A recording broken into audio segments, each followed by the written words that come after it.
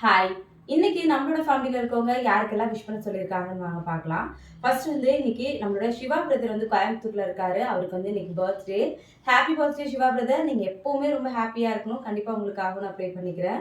அடுத்தது செந்தில்குமார் அப்படின்றவருக்கு பர்த்டே. அவங்க ஒய்ஃப் செல்வி தான் விஷ் பண்ண சொல்லியிருக்காங்க. Happy birthday Senthilkumar brother. நீங்களும் எப்பவுமே உங்க ஃபேமிலியோட ரொம்ப ஹேப்பியா இருக்கணும்.